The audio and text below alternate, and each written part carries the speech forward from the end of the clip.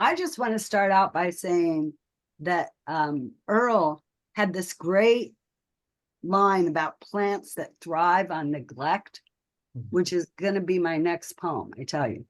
But also we did an exercise. I have a Monday group that I meet with the poets, and we write every Monday, and we just throw words out to each other.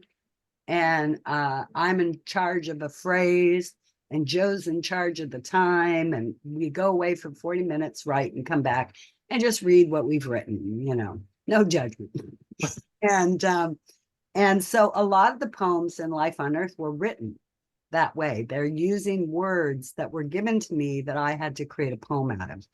And I love working that way. It's like I say, it's no expectations, no judgment, just kind of like use these words. It's more of a puzzle than a poem, but then you get lucky and you get a poem out of it. But the last one we wrote, Earl, on this last Monday, was one that I pulled a phrase from one of the poems in your book. I think it was the last poem you read. I did die that summer. And I kind of looked for it because I did type it up, but I can't find it. I can't do two things at once very well. So, or I would have read it for you. Well, what's ironic about that is because I wrote that poem after reading Bakersfield 1969. Are you kidding? No, yeah. I mean, and they're very different, right? I don't have anything from your story. I'm teaching your poem in a class in a week, actually, that poem I'm teaching. But yeah, so I thought, I'm going to write my Sowing My Oats poem from Sacramento 1994. That's so funny because when you said Sacramento, I said, don't I have a poem? Don't I have a poem like that? But I thought it was Sacramento, and I'm like, no, that's not it. Oh, it was Bakersfield. Bakersfield 1969. Yeah, that's yours. That's right. Well, thank you. Thank you.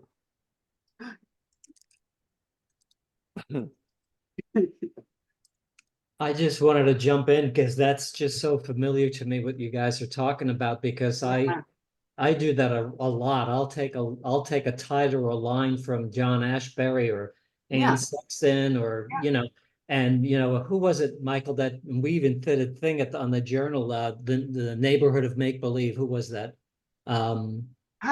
That's great. Yeah, and we did and then we had everybody send in all these poems with either that as the title or have that in the line of the poem. And we had, I don't know, about 12, 15 poems from Denise and some others. Yeah. It's just a wonderful way to springboard into a poem. You're not touching that original, you're diving from it into your own thing, right? It's just amazing what you could come up with that way. Well, yeah, I have a thing. I just, I can't remember. Well, who said it? Was it Marvin? I never got to meet Marvin, but it wasn't Marvin like read a little, write a little, read a little, write a little. I find myself telling people now, like, you should be reading about, if you have 100% of your time dedicated to poetry, 50% of it should be reading other people's poetry. At least, yeah. Right. And so I find that the way I work is, like, if I don't know what to write, I just basically will go and pick out all the pick a dog-eared poem, because I just dog-ear the hell out of every book I like. And I just read that poem and I go, okay, I'm going to answer this poem. And then I just, the final poem never has anything to do with it, usually. Yeah, hardly, yeah. Well, I've got some stuff about Diana and Aretha here after hearing Marilyn and Ho Chi Minh, and so I'm going to play around with that. I have a question about this. Since no one's jumped in yet, I'll ask this question, Dorianne, because I was thinking, listening to your readings, and I think it's slightly different than your earlier work in that you seem to allow in a lot more fantasy or just construction from whole cloth, right? The whole Mae West and Ho Chi Minh dialogue that you imagine. I mean, I don't think you did that as much. And I think it's interesting because can you talk about that, like that process, like how you've got several poems that clearly don't exist in the real world, right? They're not narrative because they're narrative in that there's story, but there's no question they didn't happen, right? Right. How can you talk about that process and how if I'm even right, am I right in saying that you're doing more? Well, I recognize that when you say it. I go, oh, that's right. I do. But I wasn't really thinking about that, I do notice that there is somewhat of a difference between how I have been writing. It was sort of a leap, yeah, from things I've written in the past. I've always written funny poems, you know, interspersed among the mayhem and abuse and you know, whatever. Right. I mean, I have a sense of humor. I can't help it. And but these seem more, like you say, imagined, you know, I imagined places and times. I mean, I have one called Ancient Aliens, you know, from the TV show. I mean, I'm just more, my husband, who you know very well, Very well. and Jason, you know, he would write in these groups, these Monday poetry groups. We didn't have it anywhere near, Lenny, as great a title for our group. Very unimaginative, the Monday Poets. Monday Poets. And but he would read his poem, and the dumpster was out there dumping the trash into the, and it would show up in his poem.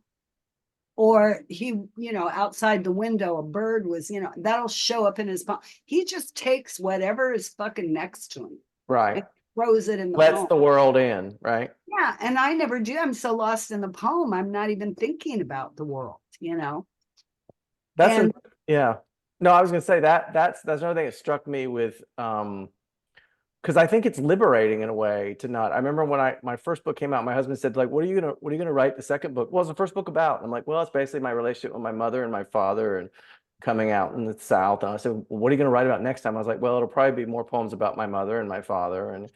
But I think the idea of being able to like enter with no baggage at all and just say, I'm gonna create, you know, a fantasy and let the poem go from there is freeing. yeah, I mean, it's more akin to the other arts, like the spontaneity of them, you know, like dancing or skiing or collage or you know, the other arts where it just seems like they have more freedom. They don't think about it as hard as we do, and go back and revise and revise and revise. You know, they do. I mean, a dancer doesn't make these wonderful moves without having practiced them. Exactly. Yeah. Which is kind of the intro to my book Finger Exercises, which is when I talk about my mother, you know, so that's not something that's ever going to leave. But she used to play the piano, and she would say, I practice the piano. I don't play it, I practice it. Mm-hmm. And I said, what are you talking about? You can play Bach, Beethoven. You can play a song you heard once and do it perfectly. You know, what do you mean you're practicing? And she said, well, I have to, because I have to remember the keys. I have to, you know, stretch my fingers so I can span the chords. I have to remind myself of how the chords work together. Familiarize myself with this huge instrument that's under my fingers and come to it each time freshly and humbly, you know, that it might reflect what I'm trying to do, you know. And so I said, that's basically what you do when you write poems. You're stretching your mind, and you're stretching your soul, and you're stretching the language. How can you manipulate that language to do something interesting, you know, and to get it rhythmic and sound right, as well as mean something, you know, without descending into gobbledygook, you know. And so she taught me a lot about discipline, and I do have that. I have discipline to practice, and I think more and more lately I have valued the practice more than I have the product. And so I'm just letting my mind wander with using the things I know, the craft that I've practiced over the years, you know, gives the mind room to move around. That's great. What a great craft talk. Yeah. Well, you can get more like that. Yeah. It's available for pre-order. The link is in the chat. Yep. Yeah, I was struck by how you like I always second guess. Actually, you used to beat me up about repetition. And so like I would have been so now I always hear you in my ear when I'm like, and sometimes I noticed, like, for example, I thought it was really effective, the repetition of my mother says let me in. I can't remember how that poem lays out on the page, but it feels like it's got a full line break. Yeah. Before you say I let her in, and it feels like another line break. Um, and I can't remember if that's how it's laid out, but that's how it feels. And I would have sat there, I probably would have deleted the second, but I think it I really, even do it a third time. She let me in. I know. And then you say yeah, exactly. So I thought that actually, that use of repetition kind of actually defends what your argument was it ends up having a purpose because you do it the third time, I think if you'd only done it the one time, it would have been effective if you'd just repeated it right after. But I've been thinking a lot, like whenever I see you repeat anything now, I spend time thinking, but now why did she repeat that? Why did she not edit that out? Because I spent so much time editing out my repetitions. Right. Yeah. And I also use the word nothing, the nothing of loneliness, and I just don't do that. But Mm-mm. it seemed to capture somehow one nothing following another nothing, like days, just the same Yeah. day. And so I've obviously loosened up on that since Yeah. Well, I think, yeah, I mean, I think what I like about what you're saying is you're talking about this need to continuously reinvent, continuously experiment, continuously free yourself from anything you've done. So an exploration of it is the whole point, right? Not the product, not the final poem, but Yeah. right. Yeah. And anything any teacher says to you, you can take with a grain of salt. I mean, they think that today. Who knows what they're going to think tomorrow or the next day or after they read a poem that's nothing but repetition that works somehow, Right. I mean, and really anything under the sun can be done. You just, like I say, have to do it with purpose and with meaning, Yeah. And rather than just being at a loss for words. I mean, come on. You can't call yourself a poet if you're at a loss. You don't, doesn't need, I quote you often as saying, and you better not know what you started, where you were going when you started, because that's not a poem, that's an essay. Yeah. Yeah, I use that a lot too. So thank you for all of the one-liners I get to use now. Can I ask you guys how you go about ordering the poems in your book? And I know that's a cliche question, but I have a reason for it because I'm thinking, what if anybody, yourselves, anybody, took the poems of their new collection and instead of, killing themselves over what goes after this and this should come before that one. And what happens if you just stick them in alphabetical order and and how does that go? No. I don't know, maybe. I mean, Dorianne's got You more don't experience in this than I read them do. in alphabetical order. Dorianne will have a more intelligent answer, so maybe I'll answer first. Okay. You will be It's left on interesting. high. Go. So what I did is I first just tried to identify what are all the themes that I had in the book. Then I tried to identify repetitive images because sometimes I'll go back and I'll actually add in an image because I want to have the repetition of an image show up like a thread as well. And then, so once I have the themes, then I go, okay, how many poems are in this book? And then I go, okay, do I want to divide it into sections or not? And if I do divide it into sections, I should try to incorporate, at least I think it's more interesting if you incorporate and layer those various themes with those images so that it kind of repeats like a refrain throughout the book. So that's how I think about it. And then I just read them. I obsess. Once I feel like I have a section or I say, okay, this grouping goes together. I don't know what their order is, but they go together. This could be like a mini chapbook, even though it's not unified as a theme. And then I just play forever and I work on it. I mean, I spend more time on that. That's the whole thing, right? That's the whole exercise. And once I'm done, I read it forward, usually out loud. I usually have a friend, I'll read the whole thing. We take turns reading, read the whole thing out loud. Think about the order. Think about what did I hear in my ear just a minute before, just a minute after. And then sometimes poems will go further apart because I'm like, oh, I had a poem that had that image. That's too close. I should move that or I should change that image. And then at the end, I read the poems backwards. I go from the back of the book to the front of the book. And if that reads pretty well, I say, okay, should I reverse them? Or which is probably not a bad advice for reading your poems too, is to read them backwards and see if you reverse it. And that's how I do it. And I'm never finished. And which is funny, you would think you should just be able to pick up your book and just read the first 6 poems that are reading and be done. But that's never what I end up doing. I go throughout the book in all kinds of different orders. And I'm like, well, if I did my work right, shouldn't I just be able to read section 1? But it doesn't work that way either. But anyway, that's what I do. Dorianne, what do you do? Well, actually, I don't really. I mean, was it my second book or my third book was, my editor called me and said, what's the name of your next book? Right. And I said, I don't have a title for it yet, and he said, it doesn't matter. I'm just doing it to get grant money to support your next book. And I need a title. And I said, I don't know. I can't, and he said, well, what was the title of the last poem you wrote? And I said, What We Carry. And he said, okay, we'll just call it that for now, but you can change it, And then I started reading the book with the idea of what we carry.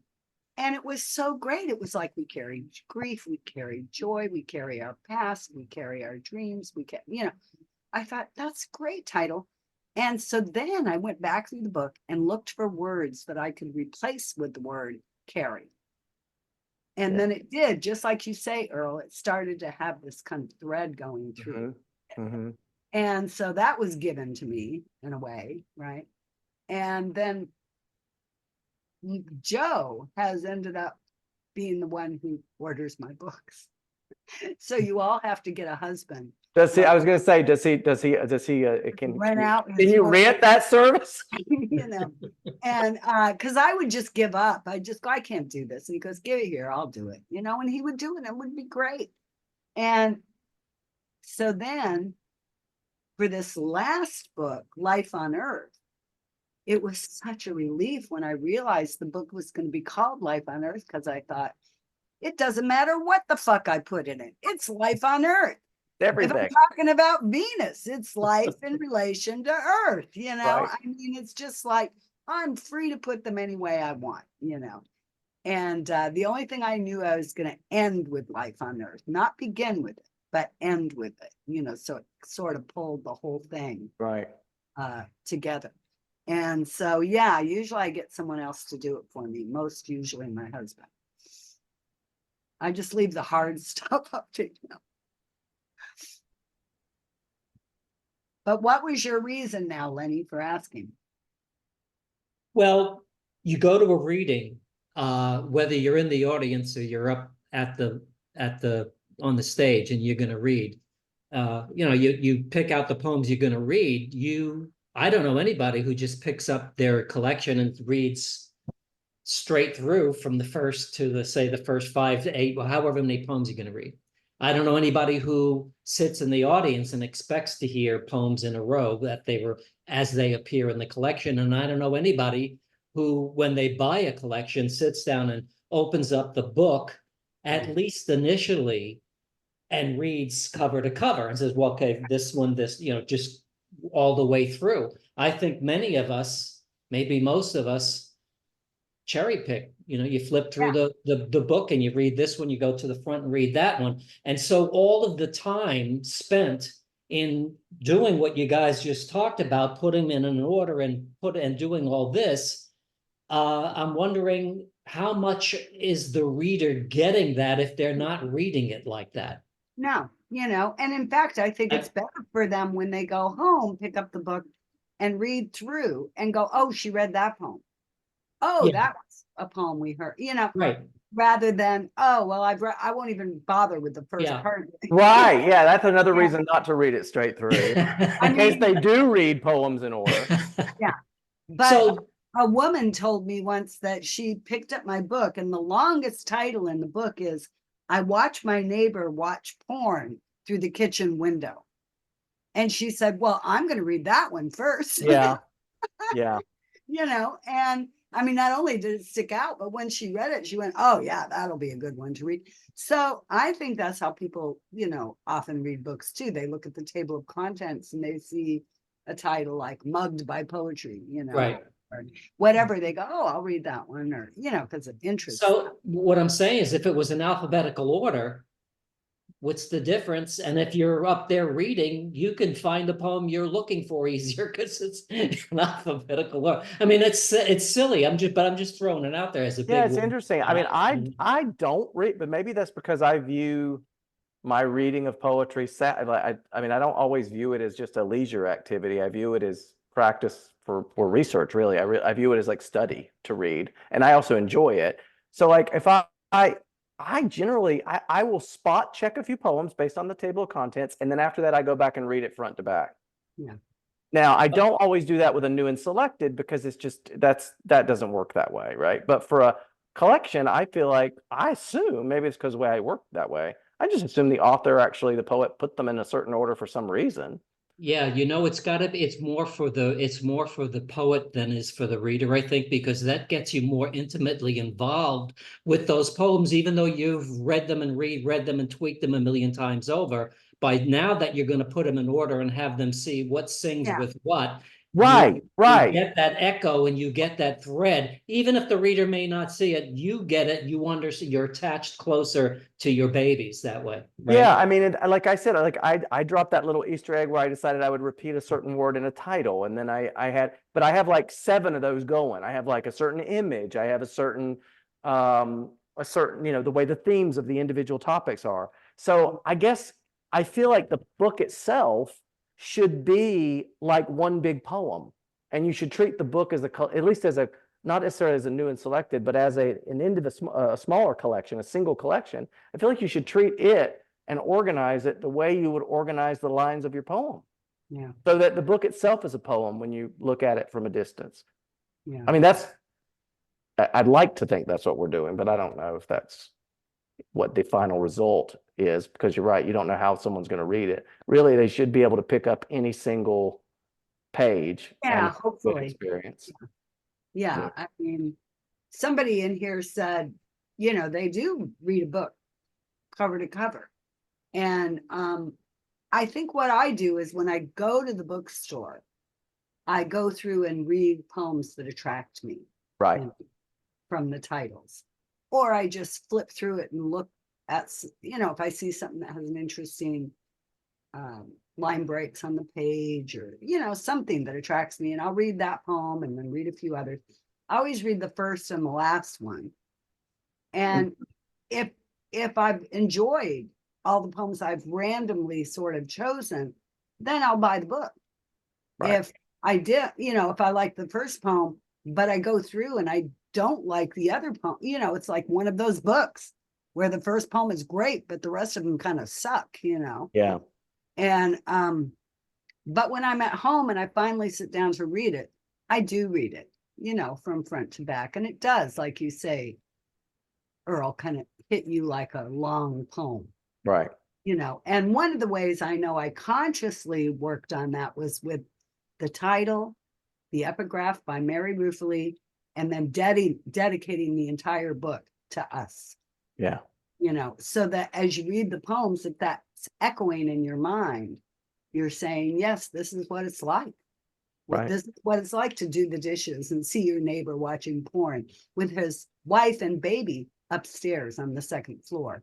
And you can see them, and, she comes down and he puts his arm around her and puts his head on her shoulder. And I mean, it's so weirdly heartwarming, and, and you start to see all the facets of life on earth, and ourselves in it. So that's what I did consciously. But the poems themselves, I just, a lot of times I'll do something like look at the last line of a poem and see if it speaks to the first line in another poem. Me too. Yeah.